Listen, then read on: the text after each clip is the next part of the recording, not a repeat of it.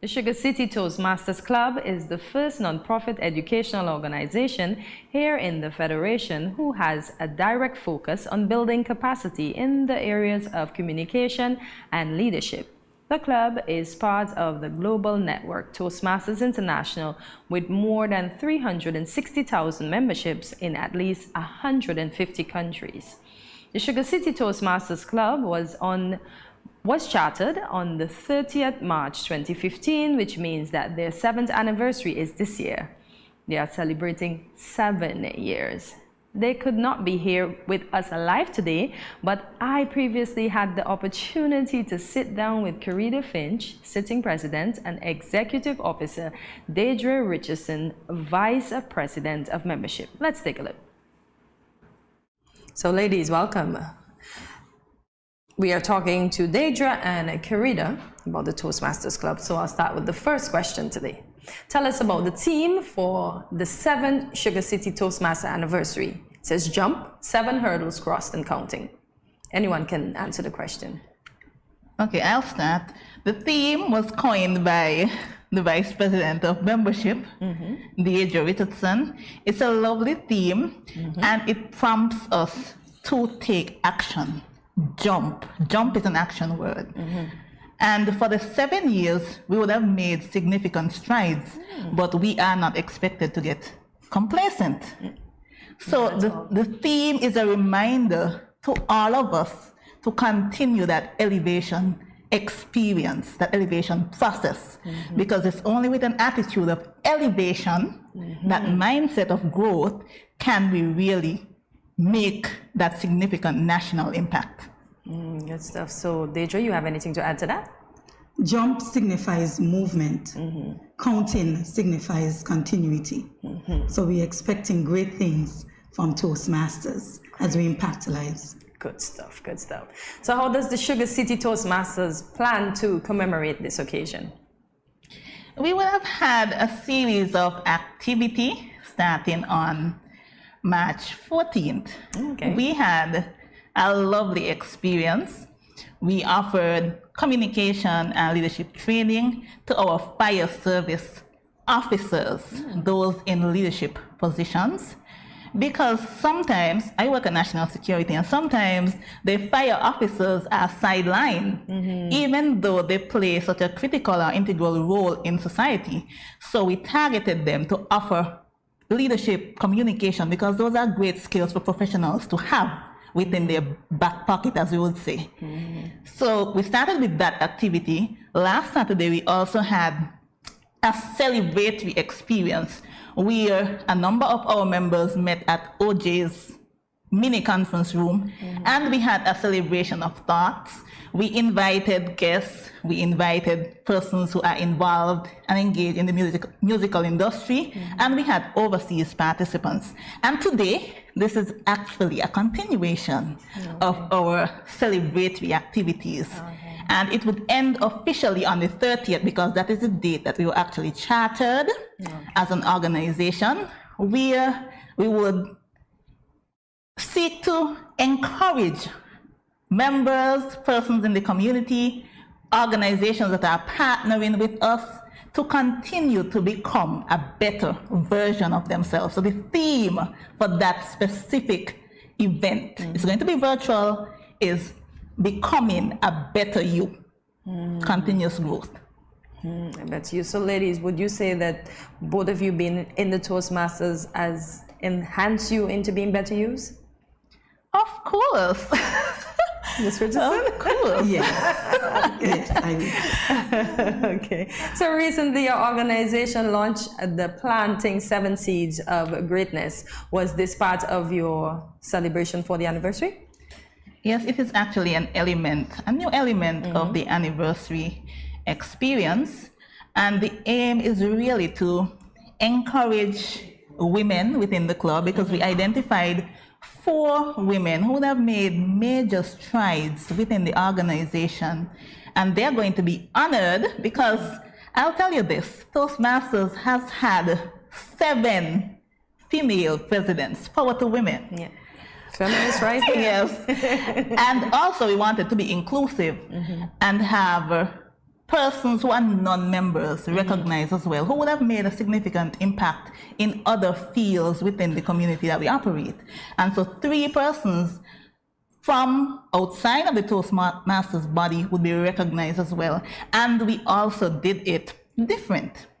We attempted to seek sponsorship from organizations. That is a way to market their products and also to invite that traffic to Toastmasters, because some of them are not aware of Toastmasters and what the organization represents and what it can actually do for them in terms of their professional development. Good stuff. So can you give me the ratio, Deidre, of men to women in your organization? We have about 3 men in our club and 27 women. Wow, so we are ruling. Good stuff. So where did the interest came from for this club to establish here in the Federation? Well, Toastmasters, Sugar City Toastmasters, is the brainchild of a non-national. Okay. The first president of the club, her name is Jillian Carmichael Branford. She is a Guyanese national, but she resides in the Federation. And possibly she was exposed to Toastmasters International and the need for continuity in terms of the club. And it was an excellent idea to bring Toastmasters, introduce Toastmasters to St. Kitts, because we didn't have, it was something that was foreign to us. And it also provided her with an opportunity to make an impact. I mean, after 7 years, the club is still in existence and we continue to make significant strides. Okay. So, Ms. Richardson, I want to know what got you interested in joining the Toastmasters? As well as Karita, but I want to start with Ms. Richardson first. I used the opportunity to improve my leadership skills and my communication skills, especially delivery and engagement. Oh, good stuff, good stuff. And I can see that because we have the eye contact and the way you're speaking. So yeah, good stuff. So Karita? For me, I was just curious. One day I happened to walk into a very popular supermarket and I saw a young lady and she spoke so well. I wanted to be on the inside of what actually contributed to her total or perfect development. And I engaged her in a conversation and she invited me to attend the meeting. I was very scared. I felt very uncomfortable because I knew that I was not at the level that she was at. And it was just simple curiosity that got me in the door, but then I realized this is something that I need for my own personal development, because I was shy 7 years ago, or even 5 years ago. I wouldn't enter a studio room and have a conversation of this sort. That was not me. So Toastmasters would have given me the courage to leave fear outside the door and do what I have to do. Even if I have to do it scared, I'm going to do it anyway. I'm going to do it anyway. I love that. I love that. So, Deidre, this question is for you. How does the Sugar City Toastmasters maintain its connection with the Toastmasters International?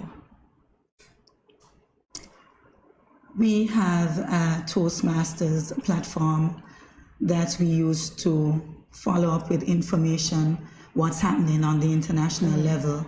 And then there's a pathway educational program. That program we will submit as we complete a level. We would submit that information and that's captured. So we have an opportunity where we can, the platform, we use it to communicate because we have an idea what is happening in the district, what is happening at the international level. So Deidre, we're gonna dive right into the question. So I just found out during the break that you are a new member to the Toastmasters, several months in, but still fairly new. So can you tell me, how did the Toastmaster help you with your development, and in what areas? I have been a part of Toastmasters for 7 months. Within that 7 months, I jumped into Toastmasters. I knew exactly what I wanted, and I started pursuing from day one. I started with dynamic leadership, and there are 5 levels. I'm currently at level 5. Congrats. And thank you. And during my time, I had the privilege and the opportunity to participate in speaking competition. I competed at the club level, the area level. I won the division E level, and then I move on now to the district. Nice, nice. And we are going to win that one, right? Yes, I'm heading straight for international competition for the finalists. Look at you. Yes. Look at you. Proud of you. Proud of you. So, can any of you ladies give us an insight on a Toastmaster meeting session? So if I were to come, what should I expect? Okay, good question. Our meetings are structured. We emphasize an early start and a timely finish. Okay. The meetings run a course of 1.5 minutes, 1 hour and a half. Okay, got you. And that is because we understand the value of the time. As a matter of fact, the T in Toastmasters represent time. Okay. So timing is important for us. Generally, our meetings are chaired by a Toastmaster of the evening, and that person, they develop the opportunity to become a chairperson, a host. They are responsible for guiding all the attendees along the flow of the meeting, and they are supposed to add some level of excitement. So they're bringing their energy as well. They're not just operating in that role reluctantly. They are supposed to bring that level of energy, that level of excitement, and draw the attention of those in the physical or the virtual room, because we have both components. So we understand the president of the club has always been female, as you mentioned before. In what way has this been a plus for the organization? It has been one of our selling points, because if you are encouraging persons to join the organization, they want to know about growth opportunities for females. So the fact that we would have run a full 7 years of female president, and not only holding the title, so we were not title holders, but we actually made significant impacts. We started with the area director, Gillian Carmichael Bransford, then we had Toastmaster Leslie, Toastmaster Cheryl Bass, then Toastmaster Leslie again. She is referred to as the President Squared. Okay. And then we had Toastmaster Pauline. Then we moved on to Toastmaster, and now our current immediate past president, that's Avanis Abraham, and now yours truly. So it is encouraging to see that women, we are not a club that is patriarchal. Yes, we are all inclusive. We are open to females, and we're all about boosting females, but we also encourage our males to step up. Yeah. I think one of the challenges, it's not that the men cannot be presidents, but they have to want to do it. Yeah. The opportunity is there because the president is someone who is elected. So the men come to the forefront and said, I'm willing to be one of the nominees. They would be there, and then the election would speak for itself. Wanting to do it seemed to be the word of the day, because I heard that word earlier today. So I'm glad that you made that clear. So men, step up to the plate. We are open and willing to welcome you in. So in closing, ladies, where and at what time are meetings held, and how can interested persons like myself join your club? So I will speak to the place, the location of the meetings. Okay. Our meetings at present, they have the physical component. So we are currently having meetings at the Department of Culture, Youth and Sports conference room. That's upstairs, the Cable Building. It's not difficult to find. The Cable Building is a familiar entity in Bastia. And the meetings start from 7 p.m. to 8:30 p.m. Our meetings are held twice monthly. We are very respectful of the time of our attendees and also our members. Twice monthly, the first and the third Saturday of each month. And our Toastmaster year usually runs from the 1st of July until June 30th the following year. Okay, so folks, there you have it, the lovely Miss Karida and Deja from the Toastmasters Club. So if you're interested, you know where to find these ladies for their meeting. But if we wanted to contact you, is there a phone number? Is there a Facebook or Instagram? Any handles we can contact you at? Well, my contact number, which should be used for professional purposes only, 764-9525. I am the sitting president until June 30th, and my VPM 664-4105.